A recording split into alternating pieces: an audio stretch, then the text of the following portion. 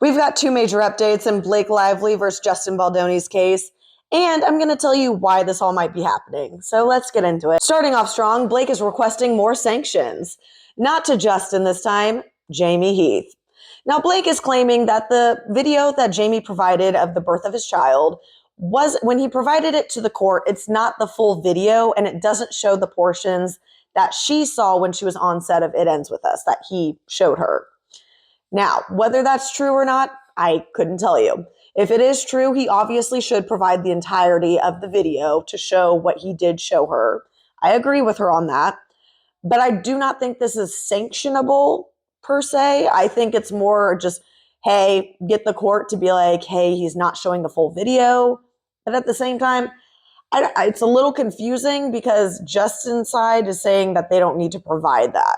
Here's the thing, though. If we've learned anything from this case, is that Blake Lively extremely disproportionately exaggerates to the most extreme.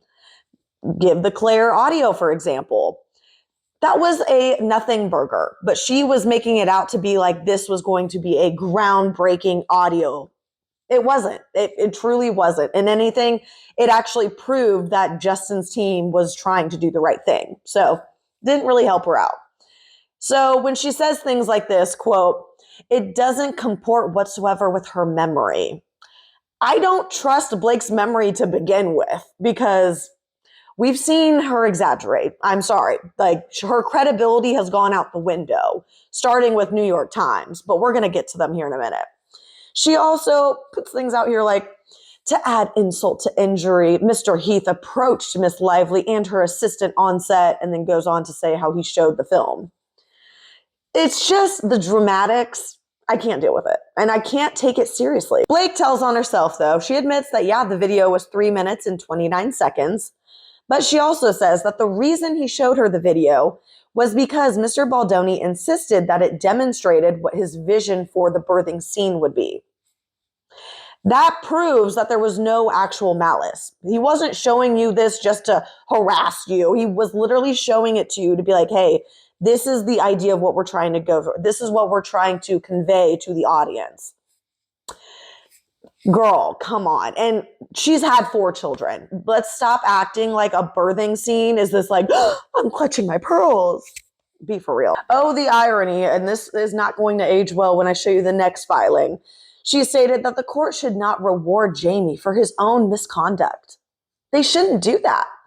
So why they're, letting Blake get away with everything is beyond me. Jamie's team did respond to Blake's team, though, and stated that they didn't have any reason to believe that the video given to the court was any different than what Lively saw. One of the exhibits in the filing is an email chain between the counsels where Jamie's counsel states that the video was provided more than a month and a half ago.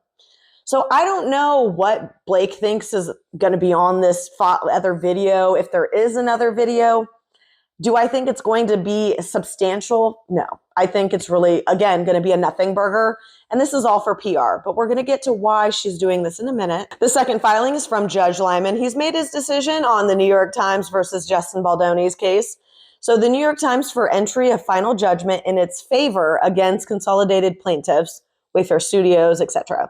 On October 17th, the court issued an order directing the parties to show cause why final judgment should not be entered in this case, and why the Times motion should not be dismissed as moot, given that the court has already granted defendants motions to dismiss, and the time for Wayfair parties to file any amended complaint has been lapsed. Blake Lively is the only one that responded to the order, and she asserted that the court should enter final judgment while also treating her pending motions for fees as timely motion. The effect of doing so would be that the time to file an appeal in this matter would run for all parties from the entry of the order disposing of the motions for fees, rather than from the entry of the final judgment.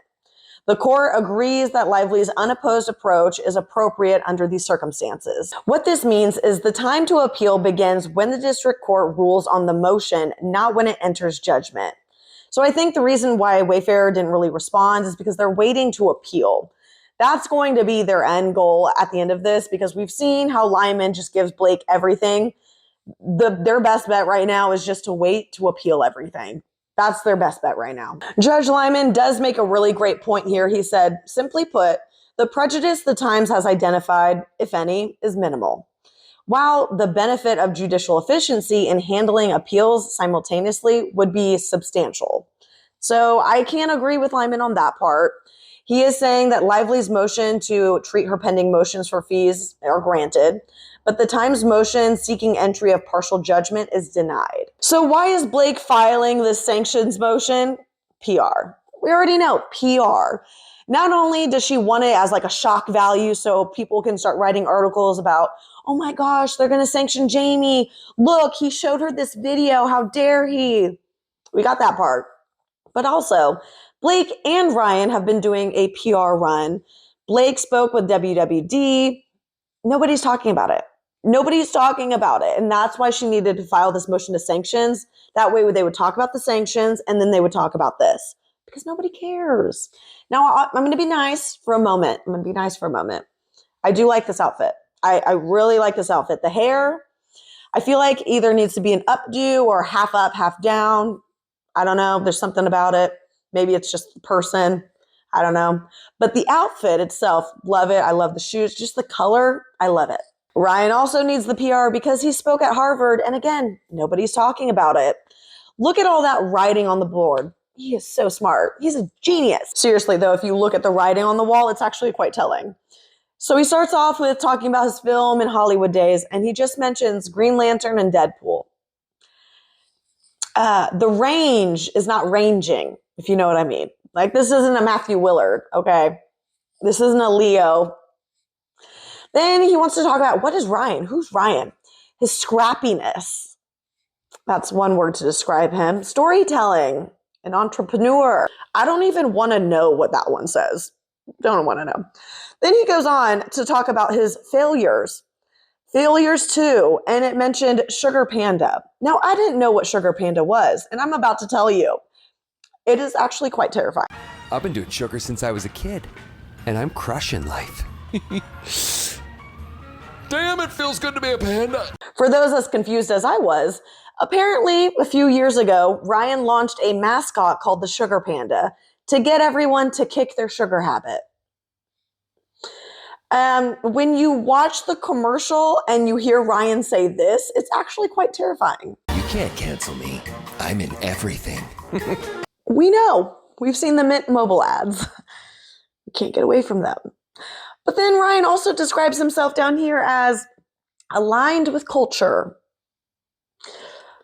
Oh, I love this one for media rights. He said, too low to fight the battle.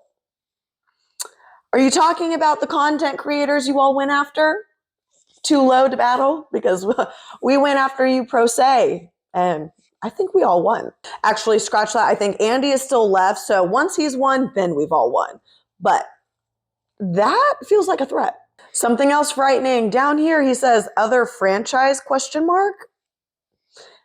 Please don't. Let's take a break. Let's just take a break. The one good thing I saw in this was he gave credit where credit is due. He said it's Rob's idea. Gave him authorship. For how long? We'll see. You can tell Ryan wrote this because I would not describe him at all like this. Not at all. So what do I think of all this? Blake is full of it. She's so full of it. And the irony of all this coming from her, the hypocrisy, I can't deal with it. This is insanity, truly. This woman, the same woman claiming, oh, Jamie didn't turn in the full video. Okay, for one, the video in itself is not what you're trying to describe it out to be. Number two, this is coming from the same woman that didn't turn in the audio recording. Didn't turn it in when the court said turn it in. Waited until public request for the recording. Thank you, Clark. And then the court had to say, yo, you need to turn this in. You have till Monday. And she gave 4 copies on a CD. I don't think she's really one to talk. I think if she was on her best behavior, maybe this would be more understandable. But she's clearly has not been. Keep a lookout for any articles trying to make this out to be something that it isn't. And that way you know to stay away from them because they clearly don't have any credibility. But as always, this is all alleged, so take it with a grain of salt. We have a lot of things that we need further information on before we come to a full conclusion. So as always, take this with a grain of salt and follow me for more.